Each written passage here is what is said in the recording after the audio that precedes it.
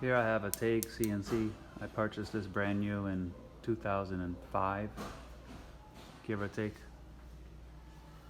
And this is a new one I purchased used just now, but it was made in 2019, so this is the current model. So I'm going to go over the differences between the two.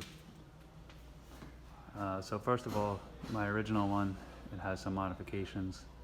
I put a sewing machine motor on it, and a cogged belt, and the controller for the sewing machine.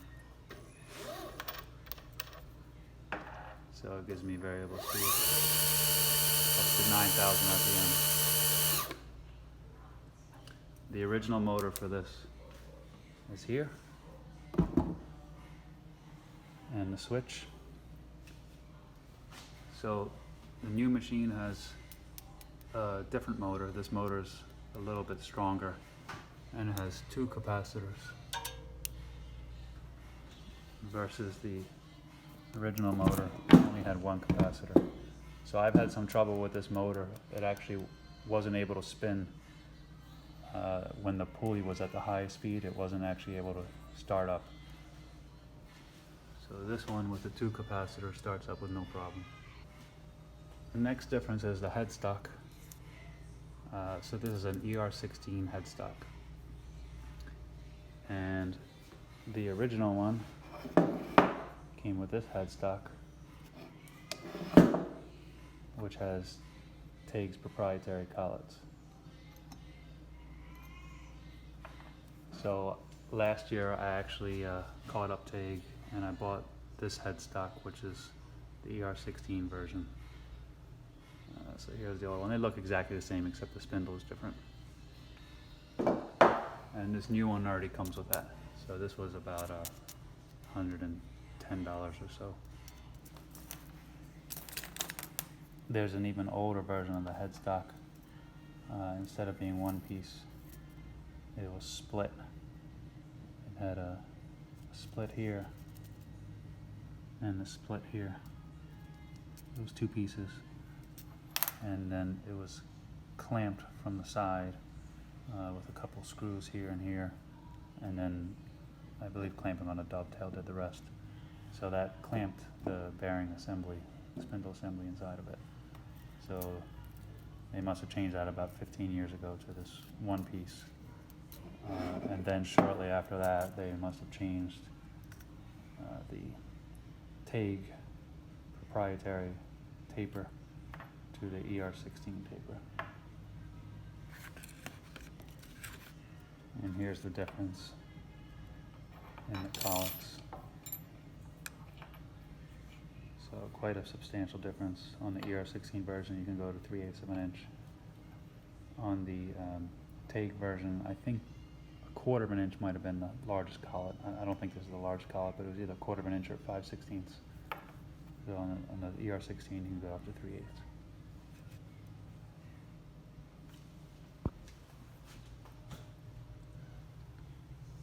Another difference on the old one, this dovetail that the headstock clamps onto, you can see it's flush with the top here. And then if I go to the bottom, where is it? There it is. It's about an inch away from the bottom. On the new one, here at the top, you can see it's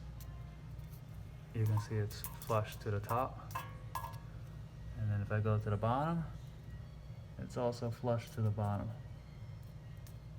So they made that piece longer. Another major change on the new one is it has Ballscrews. So if you're getting a new one, definitely get Ballscrews. It's worth the extra money. The old one has lead screws. So these are 20 threads per inch, 50 thousandths per revolution. This is 2.5 millimeters pitch, or 2.5 millimeters per revolution. This is also added, this airline. On the headstock, the carriage for the headstock, this has 2 screws here and here, and on the other side 2 screws. The new one has 3 on both sides.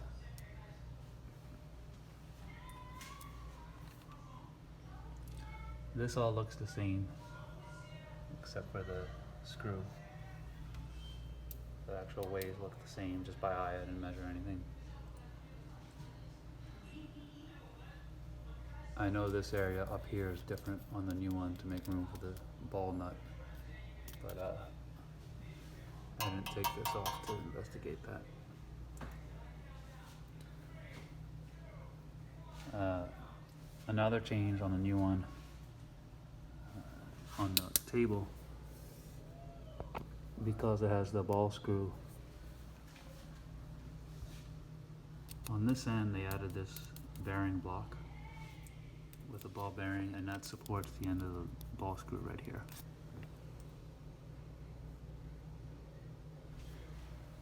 On the old one, there's nothing supporting the end of the lead screw. So the advantage to this one is it keeps the lead screw straight and it won't whip if you're going really fast.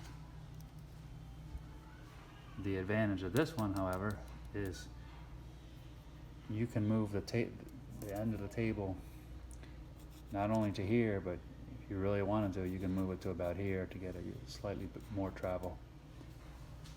On the new one, you definitely can't do that because this surface here will hit this unless you remove this.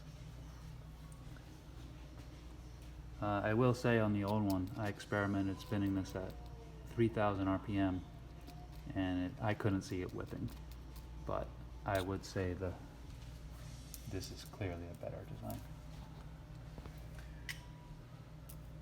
The table itself looks identical. The color might be a little different. I'm colorblind though, so I'm not sure about that. The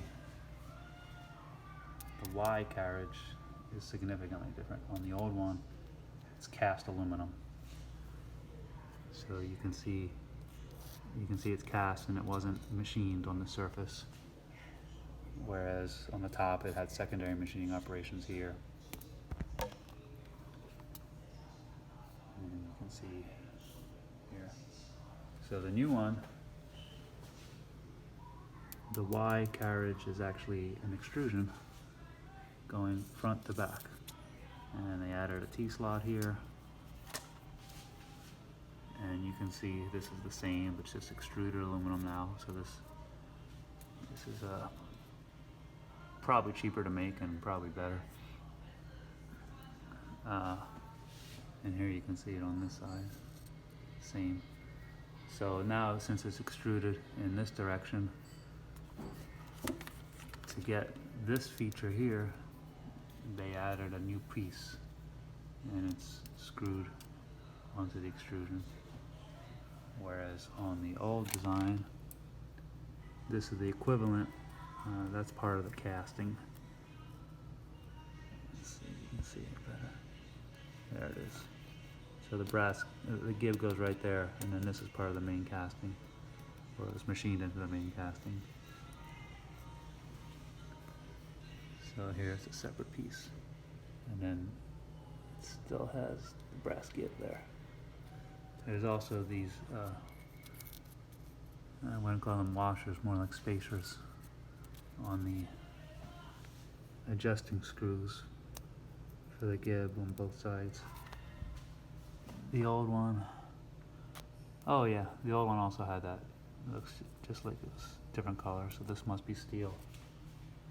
This one probably is aluminum. What else is different? The base itself, this is the new one. The base looks identical in the column. So here's the old one. This nut's the same in the front. The base, feet are the same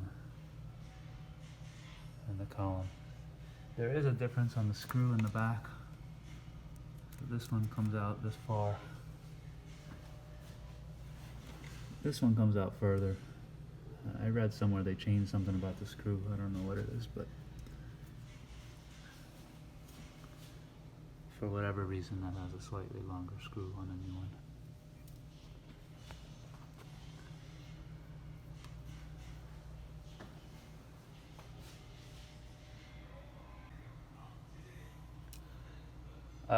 This old one is a CNC ready model, and so is the new one. So the steppers on both cases were from a third party. They didn't come from Taig. On the old one, if you look in here, you can see the graduations on the dial. And so this is the same part that would have been available if you got it with the handle and not the CNC version. On the new one, with the ball screws, where is it? There it is. So this is that same piece, the dial, but it doesn't have the graduations milled into it. So that's a small difference.